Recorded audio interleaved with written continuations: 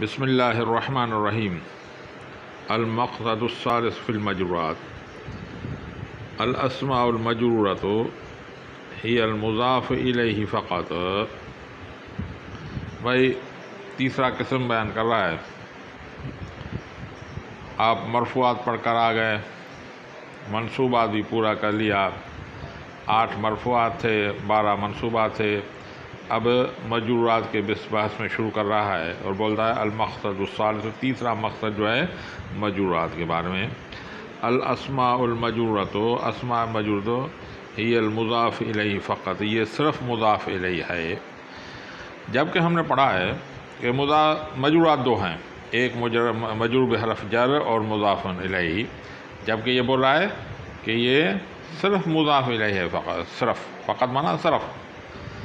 اب آگے خود ہی یہ تقسیم کرے گا، یعنی ان کو دونوں کو الگ الگ کرے گا، مجرور بحرف جار اور مجرور باضافت۔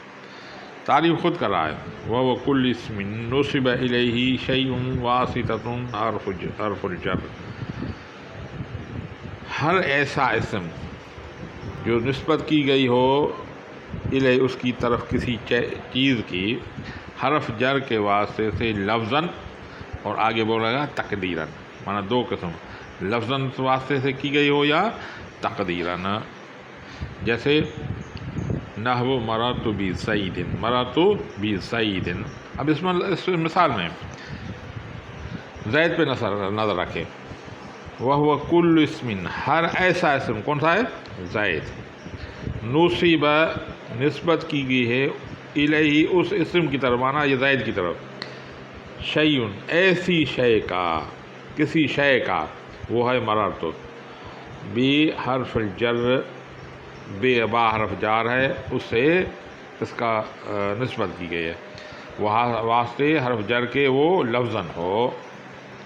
تو تعریف کیا ہوئی؟ وہ کل اسم نصب الیہ شیء واسطۃ حرف الجر لفظاً، نحو مررت بزید، یعبر عن ھذا الترکیب فی اصطلاح بأنہ جار و مجرور، اور تعبیر کی گئی ہے اس کی ترکیب کی اصطلاح میں، ترکیبی فی الاصطلاح، ترکیب کی اصطلاح میں اسے جار مجرور بولا جاتا ہے، ٹھیک ہے؟ اسے ترکیبی اصطلاح میں کیا بولا گیا ہے؟ جار مجرور۔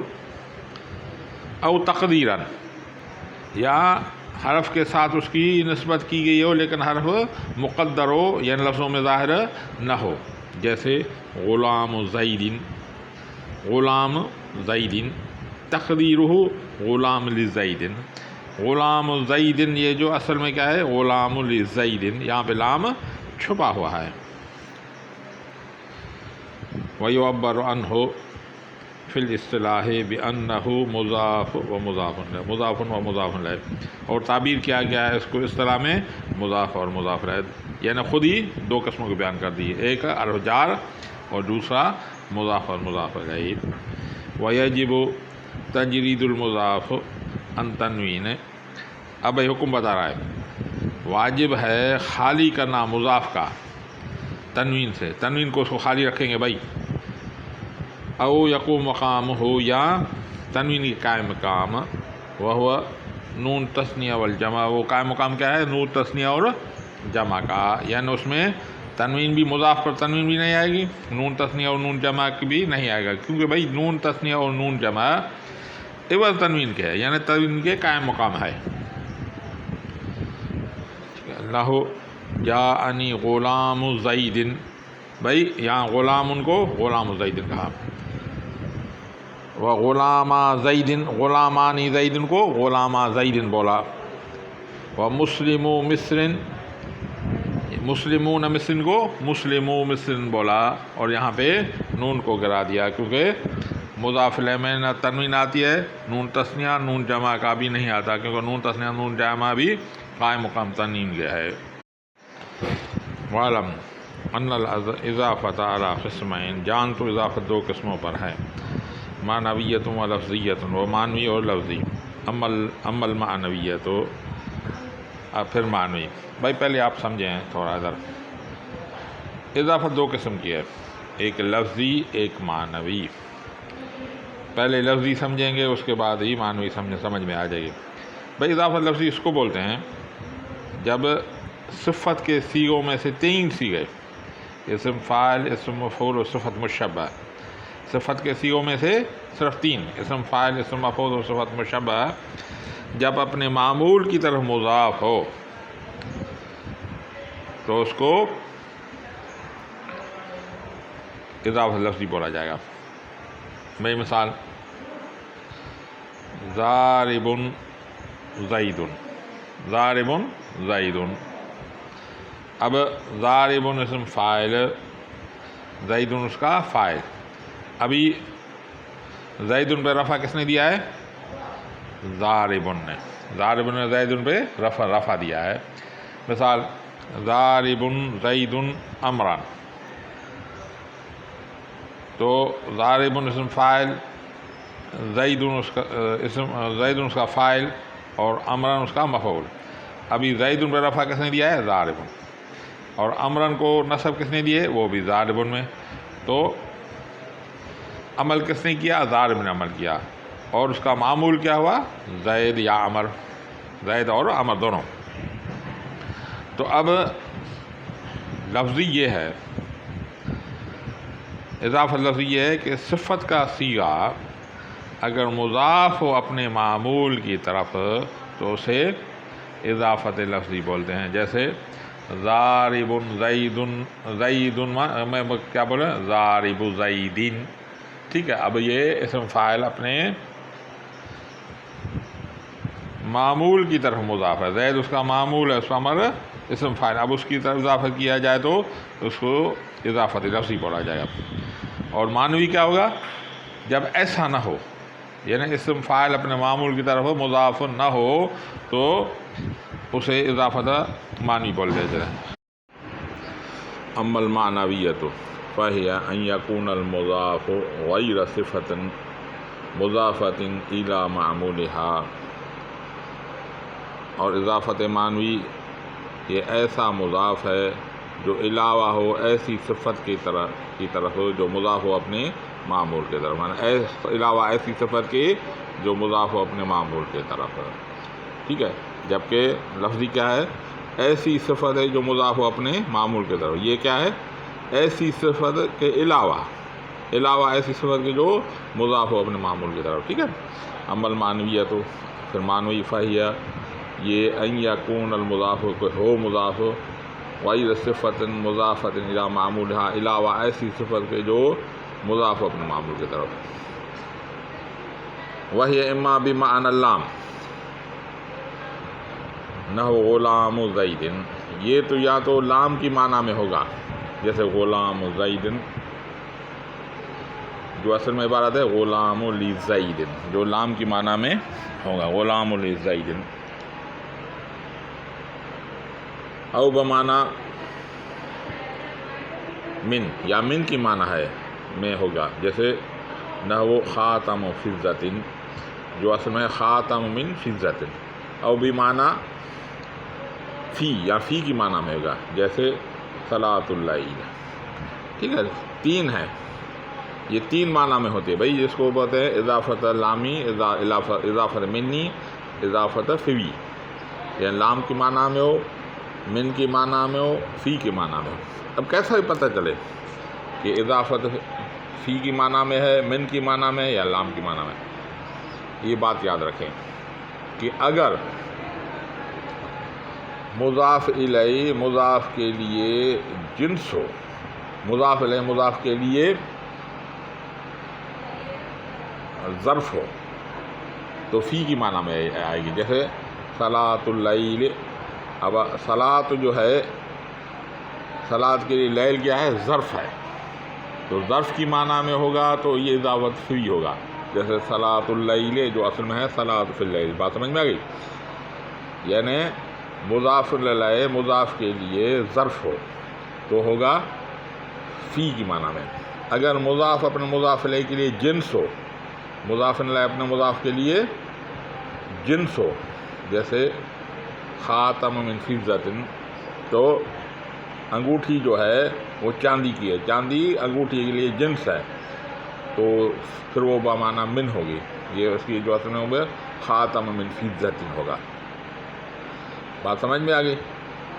اگر مضاف الیہ مضاف کے لیے ظرف ہو تو فی کی معنی میں ہوگا.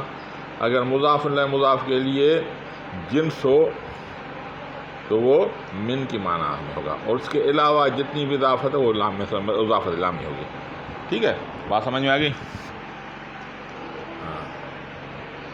وہی اما بمعنی اللام لہو نحو غلام زید، جو اصل میں غلام زید، او بمعنی من، یا من کی معنی میں ہوئے، جیسے خاتم فضۃ جو اصل میں خاتم من فضۃ ہے. او بمعنی فی کے صلاۃ اللیل جو اصل میں ہے صلاۃ فی اللیل. فائدہ وفائدۃ هذه الاضافت، اس فائدے کا اضافت کے لیے ہے یا تو تعریف ہوگی مضاف کی. تعریف یعنی معرفہ کا بنائے گا. اگر نکرے کو معرفے کی طرف اضافت کی جائے،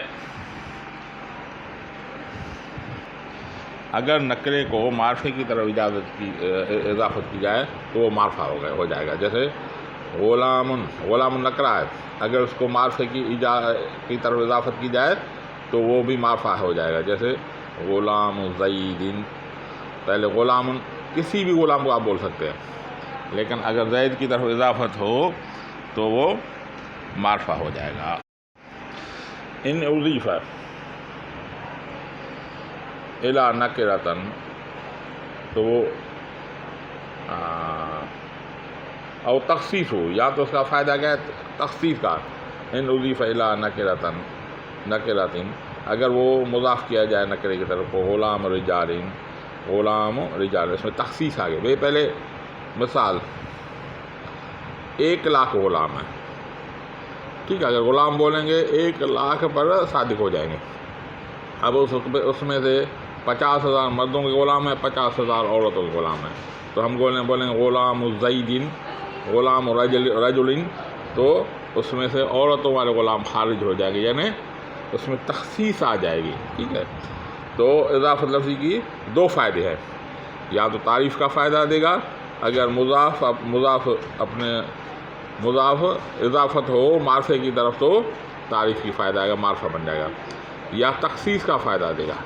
ٹھیک ہے. اگر وہ مضاف ہو نکرے کی طرف تو تخصیص کا فائدہ دے گا. ٹھیک ہے. ہاں. وفائدۃ هذه اضافت ہو، اور فائدہ اس اضافت کی یعنی لفظی کی معنوی کی. تعریف المضاف، یا تو مضاف کی تعریف ہوگی معرفہ ہو جائے گا، یا تو معرفہ ہو جائے گا اگر اس کو معرفے کی طرف اضافت کی جائے. ان اضیف الی معرفۃ، اگر معرفے کی طرف اضافت کی جائے. کما مر، جیسے اوپر اس کی مثال گزر گئی ہے غلام زید. او تخصیص ہو، یا اس کو تخصیص آ جائے گی. ان اضیف الی نکرۃ، اگر وہ نکرے کی طرف ہو تو غلام رجال.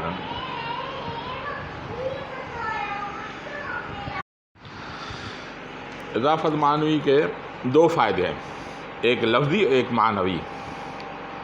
معنوی فائدہ یہ ہے کہ اضافت کی معنوی کی وجہ سے تو اس میں یا تو تعریف آ جائے گی یا تخصیص آ جائے گی. جیسے ابھی میں نے بتایا، یا تو تعریف ہوگی یا تخصیص ہوگی. اور لفظاً یہ فائدہ ہوگا کہ اس سے تنوین گر جائے گی.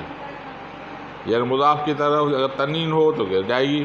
اگر تنوین کے قائم مقام ہو، نون تثنیہ اور نون جمع کے ہوگے تو وہ بھی گر جائے گا. یعنی 2 فائدے ہوں گے، جبکہ اضافت لفظی میں یہ نہیں ہے. تو اب پڑھیں وَأَمَّا الْلَفْظِيَّةُ اضافت لفظی فَهِيَ أَن يَكُونَ الْمُضَافَ، کہ ہو مضاف صفۃ مضافۃ الی معمولها، ایسی صفت جو مضاف ہو اپنے معمول کی طرف. میں نے بتایا تھا صفت جو اپنے مضاف کی طرف معمول ہو. صفت سے مراد کیا ہے؟ اسم فاعل، اسم مفعول و صفت مشبہ. اگر یہ اپنے معمول کی طرف مضاف ہوں تو اس کو اضافت لفظی بولا جائے گا. جیسے ضارب زید، اب زید اس کا معمول ہے اور ضارب فاعل، ضارب زید. اب اس ضارب کو زید کی طرح اضافت کی جائے تو یہ اضافت لفظی ہو جائے گا، ضارب زیدین بولا جائے گا، ضارب مضاف اور زید مضاف الیہ، تو یہ اضافت لفظی ہوگا۔ اما لفظی تو ہاں لفظی جو ہے فہی ان یکون کہ ہو مضاف ایسا مضاف صفتاً مضافتاً الی معمولہ، ایسی صفت جو مضاف اپنے معمول کی طرف ہو، وہی فی تقدیر الانفصال، اس میں انفصال ہے بھائی۔ انفصال کا مطلب یہ کیا ہے کہ جیسے اضافت و معنوی میں یا تو تعریف کا فائدہ ہو رہا تھا یا تخصیص کا فائدہ ہو رہا تھا، یعنی اس میں یا تعریف کا فائدہ ہو رہا تھا یا تخصیص کا فائدہ ہو، لیکن اس میں ایسی کوئی بات نہیں ہوگی، یعنی مضاف الگ چیز ہوگی، مضاف الیہ الگ چیز ہوگی، جو اس میں کوئی معنی میں عمل نہیں کرے گا، تو تقدیراً کیا انفصال ہوگا، وہ الگ ہے، وہ الگ ہے، ٹھیک ہے۔ جبکہ اضافت معنی میں تقدیراً اتصال ہے اور لفظی میں تقدیراً انفصال ہے، کیونکہ یہ کوئی بھی تخصیص یا تعریفی فائدہ نہیں دے گا۔ نحو ضارب زید وحسن الوجہ، ضارب زید حسن الوجہ، یہ مثال دیا، ضارب زید نے اسم فاعل کا مثال دیا، حسن الوجہ یہ مثال دیا صفت مشبہ کا، وفائدتها تخفیف فی اللفظ فقط، اس کا فائدہ کیا ہے، صرف لفظ میں تخفیف ہوگی، معنی میں کوئی بھی تخصیص نہیں ہوگی۔ واللہ اعلم بالصواب۔